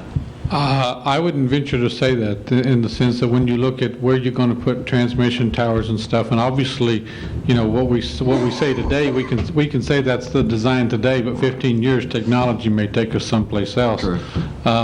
So what I would be willing to say that, you know, that when we do design a transmission line, it's just like when we build anything two power lines together, we like to keep a safe distance between them. Right. It has to do with the span, the length of the span, and the sag in the line, because it has to do with what we call blowout, or how much the wires might blow in a certain amount of wind. So, and obviously dealing with such high voltage lines, we don't need those connecting with each other, because that will take out a major part of the city. So we would probably at that point maximize the use of the land and say, we're going to the other end of the property. To the other side of the property, Yes. all right. Based on that information, though, would you feel like that Texas Electric would be receptive to doing everything possible to keep these homeowners from having to tear up a driveway? I mean, that's really the only concern that I have about the northern side of that, is if those people do go in and they spend their money and they put a driveway in, if at some time in the future, I realize you maintain the underlying right to that easement at all times, but I'm just saying that would probably be a last case scenario where TU Electric would, surely they would not go in and put one 5 or 10 feet from someone's house, because they didn't do that on the other side. No, we would not. Okay. We would work with the citizens in trying to maintain what they have. It does not mean that if they build up a fence that we don't take down the fence. Right. Obviously, if it's going to sit right next to their garage or something, we would work with them and somehow of maintaining them getting entrance into their garage, yes. That's all I have, Mr. Mayor. Thank you. Councilmember Patino. Thank you, Mr. Mayor. Mr. Johnson, when you talk about an addition of some more towers for increase the capacity of your transmission, are you saying that they had to put a double row of towers? In today's technology, we would have to build in another set of towers to expand into there. So, like I said, In other words, you would build them north of where the present was, correct? Yes, sir. How far will you have to, if the need arises, how far do you have to go east? East? Mm-hmm. Or north? No, I mean with your towers. Let's say you had a need in 20 or 30 years. Going east, we would, it obviously depends on where the load is and where we have to deliver the power to. I understood, Councilman Williams, that where those high lines go out there close to his property, Yes, sir. and I don't think there's any room there to put another tower. And I mean, if you're going to increase the number of towers past Daisy Lane, east of Layton, it's very restricted there. I mean, there's just no room there. Correct. And there I know what the again, likelihood that you had to need to increase the towers is probably. Councilman Patino, what I guess I'm trying to say in this point is we do not know what 15, 20, 30, 40, 50 years goes down the line. So whatever we negotiate tonight as a settlement is going to be just like this easement was from 1914. It's going to drag out for a very long time. Mm-hmm. If Haltom City has a major redevelopment and there's a major manufacturing plant that comes up over there at Belknap and 28th Street over in there, and we need to build in high voltage transmission lines, then we still have that right to get that point there. So whatever redevelopment takes place into that point, whatever is built under any transmission line, the easements will state that we have the right to remove and kept remove any buildings that are in that particular point. But that doesn't mean we're going to go out here and start ripping out buildings. Obviously, we have to look at what is not only the most cost-efficient way for TXU to deliver its voltage, but also we're going to take into consideration the communities and its effect on the communities. That's always been our policy, and it would not change. Yeah, mainly, Mr. Johnson, I just kind of was touching on what Councilman Jennings is his concern. It's about some of the cities, which I think it involves on 3 properties, to allow them to establish a driveway. So some of the cities can rest easy and know that the likelihood is just very remote that the TU will actually put some extra towers. That's correct. The likelihood of TXU, is probably very remote at this time of expanding that line. Like I said, we don't know what the future holds. What I also would like to maybe express in that point, since you're talking about driveways, we are considering just a flat top driveway. TXU, in any quick claims that you might do, reserves the right to maintain that property as if it's our easement and that we would get our full capacities out of it. We do know that there are buildings built under our transmission lines now. We would prefer that there not be any more built, so there would not be any expansions of garages or houses built. If you do a quitclaim, that we will have the right, and we will at this point maintain removing any property that is, any structures that are built in that property. Thank you very much, Mr. Council. Councilmember Williams? I understand what Mr. Patino is saying now about when he said moving to east, he was talking about moving the electricity from downtown going east with it. And I own a piece of property that has one of y'all's lovely towers sitting right in the middle of it. I've got the deed to my property, and it really shows never where y'all got a easement to come through on there, but I guess you do by eminent domain now. But if y'all come back and put another tower beside me, yes, sir, I'll be out of business or operating in a phone booth because it's just too small. Yes, sir. So I don't really see that happening. You're going to have to take electricity somewhere else. Probably so, sir. But there again, you know, like I said, we're talking about an easement that was taken 86 years ago. Hopefully, I'm not going to be around in 86 years to see what happens if it comes up again. But in all reality, that if they do have the right there, any redevelopment of urban redevelopment of Haltom City can obviously change the course of what directions the electricity is going to be traveling and how much is going to be needed. Do you see in the future where they may have some way to move that electricity without making the big gawky towers that are like maybe larger cables with? As of today, no. Thank you. Mr. Johnson, early on in our discussion regarding Daisy Lane, when the discussion was the possibility of quit claiming that to 6 property owners on both the north and the south side between Oakwood and Layton. Yes, sir. The question was raised, what if 1 or 2 of those property owners did not want to accept that quit claim? And I think at that point you said that TXU would not want to have chopped up checkerboard type thing through there. Was that correct? Correct.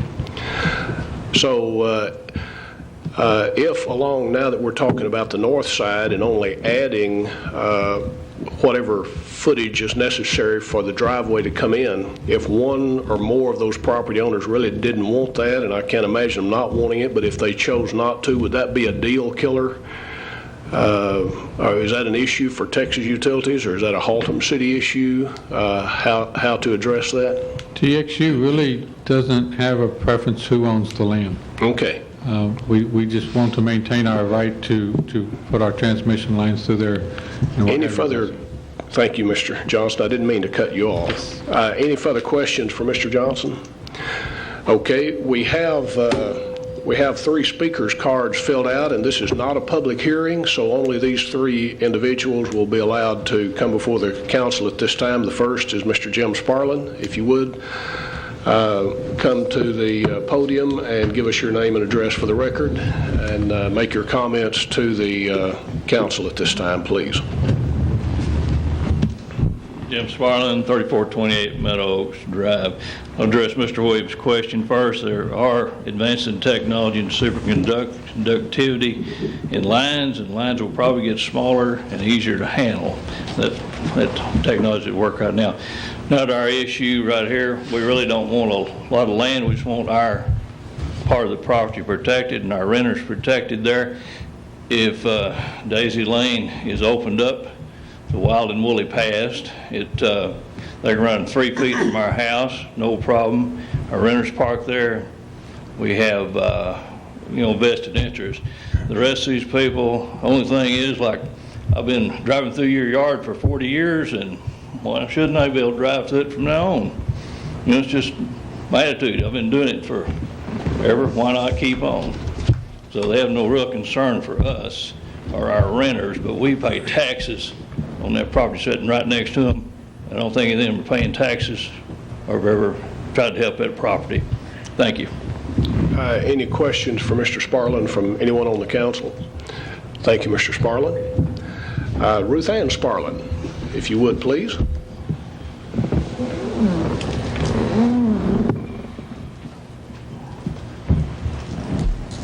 My name is Ruth Ann Sparlin. I live at 3428 Meadow Oaks Drive. When this says ordinance number, I don't know, because of the staff meeting this morning, we were also unable to get a copy of the ordinance that was in the board book. But the ordinance that was in there like 2 weeks ago was just it was skeletal. It didn't really say anything specific as to what they were going to do with the property, who was going to maintain it, et cetera, et cetera. And I have a problem with having a first reading on the ordinance that was in the book 2 weeks ago. I don't know what the ordinance says that y'all are voting on or that we're speaking to. If Daisy Lane is made a street, that would make our 3 houses corner lots. And by the zoning, it says a corner lot must have the same side yard as front yard, which is 25 to 30 feet. Greg has said that it'll take 31 feet for a street. And the plat shows that the easement is about 100 feet wide, 25 feet to the center of the tower. So from the center of the tower to our property line is 75 feet. I don't really think there's enough room to put a road in there and give us the side yard. There were several options presented to the council, and actually the motion that was made was not to put a street in, it was let's put it back the way it was. Well, we really don't know what it was. I think a good compromise, because we don't want it. The only thing we don't want is what it was a muddy mess, a dirty, muddy mess. The dirt and the mud is what drew the bad circumstances that we were having to deal with. It's not really needed for traffic. The people, when we got the petition, said, on Layton as well as on Oakwood, they like to walk through there sometimes at night. And that's why we left that hole in the fence. Our intentions were to open that up so everybody could walk through there.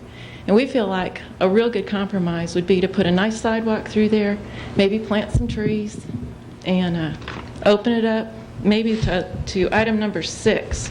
Not really a park, but just a nice area that everybody can kind of enjoy. The kids can still come down there and throw balls and not have to worry about traffic through there. We can keep it mowed, and it would look nice for everybody around there. Because right now, we've stopped mowing it. And if you drive by there now, it's all weedy. It doesn't look like it did when we took care of it. And I believe Steve said they're not going to maintain it. The city's supposed to maintain it. So how often are we going to mow this, and who's going to take care of it? Those things, I would like to see before we get rid of the old ordinance and open it back up that we know what we're doing this time. Let's not pass an ordinance and then have to pass another ordinance. I just wish everybody would get in agreement on what we do. And I really think a sidewalk and a nice, nice mowed area with a few trees in there would be a good compromise for everybody in the area. Thank you. Any questions or comments for Ms. Barlin?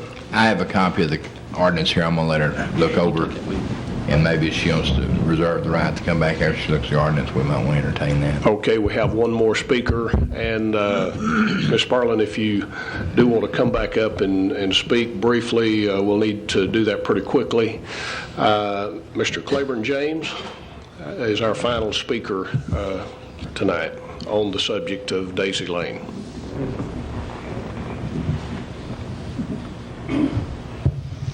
My name is Claiborne James. I reside at 2103 Oakwood in Haltom City. And my main purpose tonight was to come up here, not be repetitious in what I talked about prior to coming to the meetings before. I don't know whether you were all in agreement or not, but I thank you for taking the interest in coming in and doing what you said you was going to do to begin with, and that's clean up that area. It certainly improved the area already. I think with this open, the fence open, we're not to pick a fight with the Spartans or anything. This matter probably wouldn't have ever come before you or before us had someone had got the paperwork straight and all. Some of you were informed that there was a letter sent out to the residents, and there wasn't. This is what started all this, being having to start back over, and issues could probably been resolved a lot quicker. And I'm sorry that this has all happened, but with there again, I can see where it'd be a problem on their house, but with a street through there, you can pull into your driveway. We back out of our driveway right onto the main street. If there's a hot top through there, they've got room to go into their garages and all. And us being homeowners, we're not trying to dominate the area and run everybody off. We're trying to live and let live. And it's a shame that when the piece of property was bought, that there wasn't something done about the line. If you buy a farm, you know where your property lines are. If you buy a house, you know where your property lines are. And they knew where this property line was when they bought the place. And I'm sorry about that. That's inconvenience to them. We're not trying to run them off. We're trying to live and let live. And I think if the fence is removed and this area kept clean like you started, it'd be presentable for everybody. It can be used, maybe not real regular, but it will still be repetitious on one thing. There's still kids come through there every day, coming in from school. And if you see them going up 28th Street, it's pitiful. And I thank you anyway for your concern, and those of you who did approve of it, and those who didn't, I'm sorry, but the city has done a real good job cleaning up. And only this week, Ms. Smith, Shirley Smith, went out there Saturday and took her mower and mowed over that area again. So we thank you. Any questions or comments for Mr. James? Okay, Ms. Sparlin, if you would limit your comments to 2 or 3 minutes. Normally we don't do that, but I think there's extenuating circumstances here. And any comments now that you have seen the ordinance as it was presented to the council? Yeah, this basically all it says is they're going to open it back up to vehicular traffic.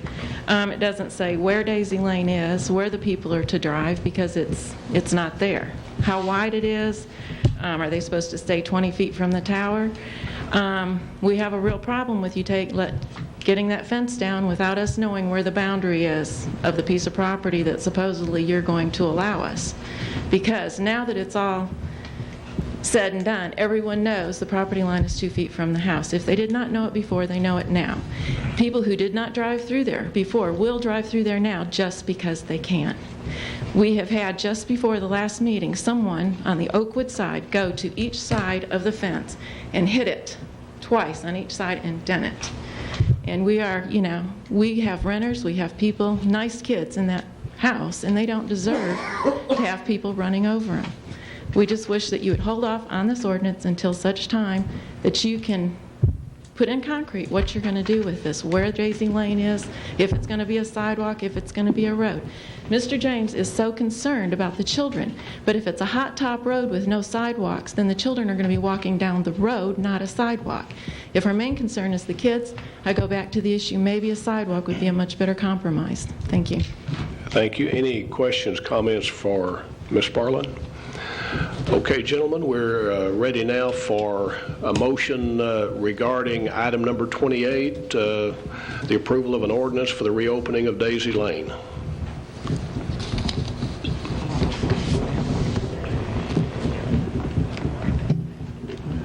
Councilmember Patino. Mr. Mayor, basically, I would like to say that we, as council, we need to put this matter to rest. I think that the motion that Councilman Bob Hurley made about 2 meetings back was a motion that approved the death fence was to come down, and the city will reimburse the Spartans for their expenses to erect that fence.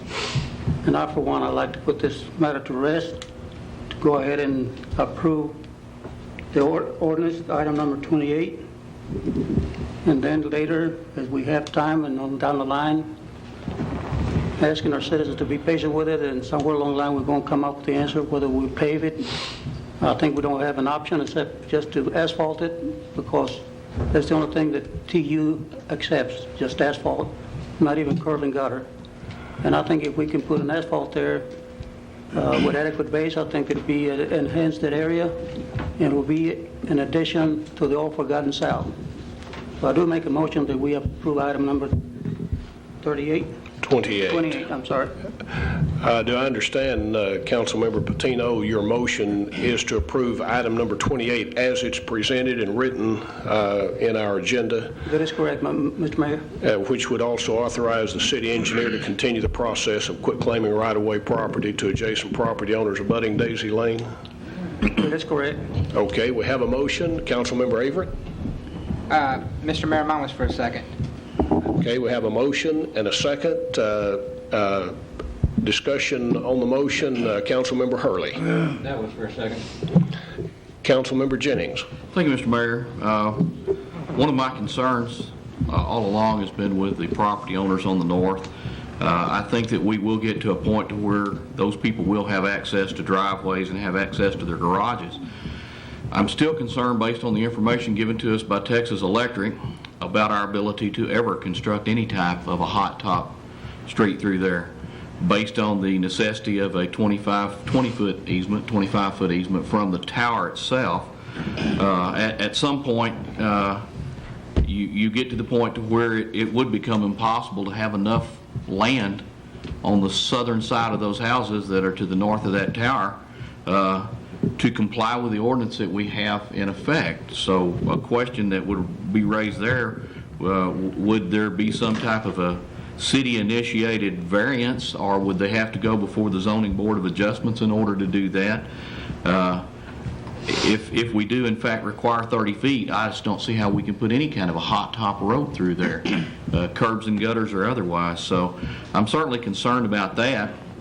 I'm concerned about opening this thing up to traffic until such time as we determine exactly whether we can or ever will be able to put a street in there. And once you pull this fence down, although it will not be an open invitation for people to drive through there, I think it's pretty much understood that there will be somebody driving through there.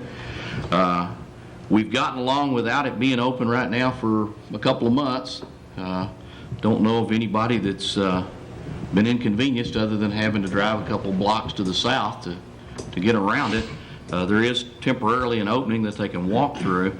I would feel a little bit more comfortable with determining where and when and if we will be able to put a street there. I know that there's nothing in the upcoming budget that would allow us to do so. Funds would have to come from somewhere other than budgeted funds as they stand now. So based on that, I can't in good conscience vote to approve the ordinance as it's written at this point. Okay, if I could, Councilmember Patino, you have heard Councilmember Jennings' concerns. You want to leave your motion as it stands, or do you want to amend it to reflect the concerns he had? The choice is yours as the maker of the motion. Thank you, Mr. Mayor. Councilman Jennings, I certainly appreciate your courtesy to explain your feelings. One of the reasons is that I'm concerned about this matter is that Councilman Hurley made a motion, and it was approved by this council, to reopen Daisy Lane, going along with the majority of the citizens that were at our town hall meeting.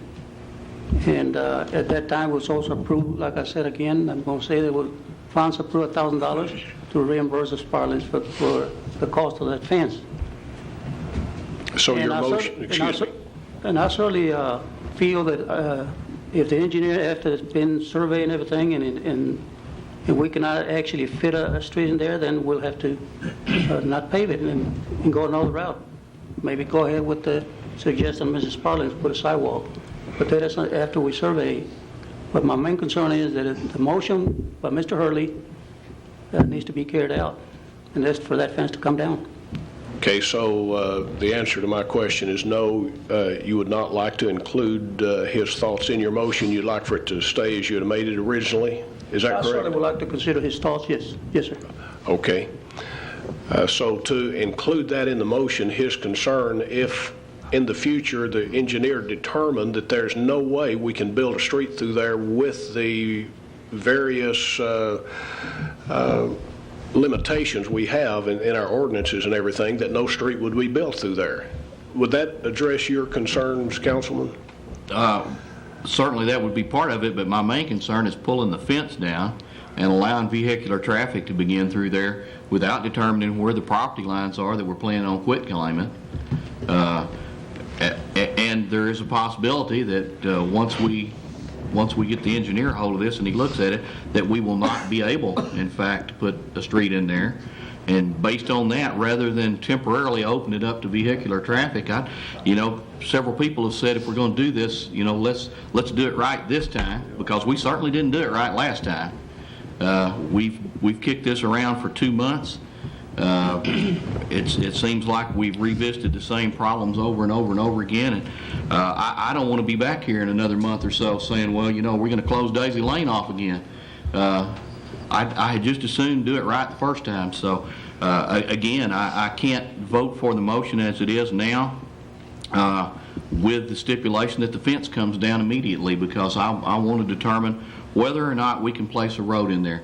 If we can, then I would be receptive to a paved surface. If we cannot, then I would certainly lean in another direction. I would lean more toward a pedestrian-type walk-through there, and something that would mandate that you can't drive a vehicle through there. But until such time as we determine if we're going to have enough room and how much property we're going to have to be able to quit claim on the north side, and whether or not those people are going to have to adhere to the 30-foot setback on the south side of their property, all of this is going to enter into it. And I don't think now we're prepared to make that type of decision. So to feel good about Councilmember Patino's motion, you feel that to leave the fence up until the engineering study has been done to tell us whether we can or not before the fence comes down, if indeed... Based on the way Councilmember Patino's motion is stated, I cannot agree with it in any part. Okay. I just was trying to find a common ground where we could move forward. Councilmember Williams. If we wait 2 more minutes, we'll have exactly 6 hours in on this subject. I've been keeping a log on it. I want to tell the Sparlins and Mr. Claiborne, everybody in the council, thanks for your concern with this and the time that we take to work on it. I feel kind of like Mr. Jennings does. If we do open this up, that is a wide area of street, and I know that there's cars been coming through there, but now that it's been publicized, if we take the fence down, it is going to be a terribly wide area. And I don't know where the cars, if they're going to come real close to the houses on the north, or if they're going to stay close to the houses on the south. If we do, as Mr. Patino's motion states, we're going to have to make some sort of markings out there to keep the cars somewhere within a lane area to where they won't be driving all over that, because they're saying, Mr. Claiborne addressed the safety concern of the children. I'm not in favor to open it up unless we have some sort of a boundary that we can set. I don't know if there's temporary A-frames or something we could put along there, but something to where the cars can't come up into the houses on the north or won't run into the utility towers on the south.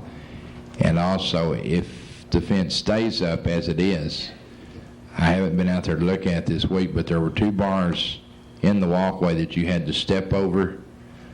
I would like to have those, if the fence stays up, have those removed and had a little bit more space put in there where the children coming home from the academy coming back through there, if they want foot traffic through there or if they want to cut through on their bicycles, they would be able to do that without having to lift them up and carry them over for a safety factor. Okay, Councilmember Patino. Thank you, Mr. Mayor. I just would like to ask Councilman Hurley if it's allowable, if it's legal, if he would like to amend his motion that he made 2 meetings back about the request of that fence and the cleanup of that area. The motion was to bring the fence down and clean up the area. If you would like, if it's legal, would you like to amend that? Which part are you saying would it be legal now? To change it to amend? No. I don't know if it's legal for me to ask you if you want to amend that motion that was made. Well, first of all, we have a motion on the floor, and we can't go back to amend Mr. Hurley's motion from 2 weeks ago or whatever. We've got to do something with the motion that we have right now. We can't. The motion is passed and done with, it failed the issue before the council. So your motion will stand. Okay. Yes, I'll still maintain that motion. Okay, would you restate your motion, please? My motion is that the motion that was made by Mr. Councilman Hurley was to bring that fence down and to clean up the area, if the city or somebody cleaned it up, which it was done by prisoners, and to reimburse the Sparlins for the fence that was erected, an amount of $1,000. That motion was approved by this council, and I'd like to see it carried out. And I also, I do like to put in the same motion the feelings of Councilman Jennings. Is that after we survey it, and we find out that we cannot accommodate a street there, then we'll go another route. Okay, is that your motion that we're getting ready to vote on? That's my motion. Is that the motion you seconded a moment ago? That's the motion I seconded before. I'll second it again. Okay. Councilmember Hurley, okay. Mr. Avery seconded that motion. I beg your pardon? Mr. Avery seconded Mr. Avery, Councilmember Avery, do we have a second on the clarity? Well, I have a question for Mr. Patino. Now, you said that you wanted to include Councilmember Jennings' concerns in there. Were you wanting to put a timetable on bringing down this fence? I'm unclear on Well, that. I don't remember exactly if we put a timetable when Mr. Hurley, there was no timetables. I'm unclear now on what your actual motion is. Could you repeat that for me one more time? Well, if you want me to put a timetable on that, I'll say within 2 weeks. Could you state? After staff has had time to review and After staff, considering the feelings of Councilman Jennings, after staff has reviewed and surveyed, and we all agree that, yes, we can put a street there, no, we cannot. And if we cannot, then we still have, that fence still needs to come down within 15 days, and if we decide we're going to put a sidewalk, that's what we'll do. We decide that we're going to put a neighborhood park, that's what we'll do. But if we can accommodate for asphalt, a hot top street in there, that'll be my motion. Okay. I'm sorry, go ahead, Mayor. No, please. Wouldn't we be better off by tabling this item until the next council meeting, until staff has had the opportunity to... Councilman Avery, I appreciate your concern, and I know exactly, I respect that, but the thing is, this has been going on for too long. And I'd like to put this to rest tonight, at least where the citizens can go home and feel that their time, they've been here every meeting, been real patient about it, and I'd like for the citizens to go home and feel it better, and this Parliament can have something to look forward as to what's going to be done. I don't want to leave it any more in limbo. Okay, before we proceed any further, did you second his? My second still stands, correct. Okay, we have a motion and a second. Is everybody at the table clear of what the motion and second is? Mr. Mayor, could you read it or have the city secretary read it back to us? Did she write it down? Or? Is that the purpose for your live being on? Yes. Okay. I do not have it in written form. I've recorded it. I did I'm not glad you write did. I'm lost. I mean, can you just start all the way back over from the motion and instead of amend this and amend that, let's just make the motion like you want to. Would you mind that, Mr. Patino? No, not at all. Thank you. Okay, now let's all listen carefully because this is the last time we're going to do this. We're going to call for the question as soon as council. And I apologize to everybody. Sometimes it's a little hard for me to kind of deliver the message. I know what I want to say, but it's a little hard for me to deliver the message. I wish it would be in Spanish. And your motion is? I will make a motion that item 28 be approved. Consideration given to the feelings of Councilman Jennings that staff will survey and establish the feasibility to either yes, put a street there, we can accommodate a street there, no, we cannot. Whenever the staff determines that, I will make the motion that the fence will come down within 15 days after it's been established which way we want to go, if we can put a street or we cannot put a street. My main concern is that I want to carry out the motion that Mr. Hurley made 2 meetings back. There's a motion that was approved by this council, is still valid, and I'd like to exercise that. The motion.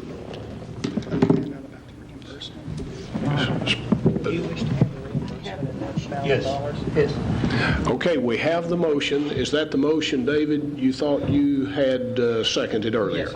Okay, I think we have the motion before us. I'm going to call for the question. Gentlemen, if you will, register your vote. You've heard Councilmember Patino's motion and Councilmember Averett's second. If you'll register your vote. Everybody voted? No. And it passes with Councilmember Markham and Councilmember Jennings and Councilmember Williams voting in the negative. It 4 votes in favor, Councilmember Henderson, Patino, Avery, and Hurley. Mr. Mayor? Yes. I'd like to explain the reason I voted no. I really don't understand fully what we're doing. I know that we did that. I know you did it very slowly, but it's quite a bit of motions wrapped up into one. So this will be up for a second reading, right? We're not going to go back through that again. It'll be up for a second reading. Yes, we will have a second reading, and those issues That'd be fine. I'll reserve my right to approve it the next time. Mr. City Manager, excuse me. I think that the city attorney can put the motion as stated into the body of the ordinance for second reading. Then I'll readdress it. Mr. City Manager. I'd just like to point out that staff would like clarification on 2 items here. In that final motion, I did not hear reimbursement to the Sparlings of $1,000 for the fence. And with regard to the staff reviewing whether or not a street will fit in the remaining easement, if the street if they determine a street will fit, then we want the fence down in 2 weeks. If staff determines a street will not fit, then the fence stays up. Is that correct? Councilmember Patino? Oh, that fence has to come down, and then after that, we'll decide if we put a sidewalk or a neighborhood park. Okay, that was my understanding of the motion. I misunderstood the motion then. I understood the motion as being that Councilman Patino was taking in consideration Councilman Jennings' feelings as concerned to leaving the fence up until we've determined that there is a feasible enough of property there to put a street or not. And if there's not enough room to put a street, the fence would remain. That's what I understood the motion to be. And it, where are we at? Mr. Mayor, I repeated several times that about that fence need to be come down, and that Sparley will be reimbursed for $1,000, as it was the motion that was made by Mr. Councilman Hurley 2 meetings back. Mr. Attorney, I would like some direction from you at this point. Can you help me out? I think we need the Wizard of Oz to list out of this one. I can do it. John, don't. Correct it on the second reading. Well, what I'm going to assume is that since we did vote on an ordinance tonight to reopen the street, that since we do have second reading of the ordinance, that nothing's going to happen until we do have second reading of the ordinance. If the council's comfortable with that, then you've got something to think about over the next 2 weeks on what you want to happen. Okay, does that sound agreeable, Councilmember Patino? And then once you make your comment, we're going to move forward. Yes, the only comment I want to make, unless my memory doesn't serve me right, but I think that the motion was made by Councilman Hurley was for that fence to come down. Okay. And it was approved, but if I'm wrong, I can be corrected. Okay, we have some direction from the city engineer regarding city attorney regarding this issue.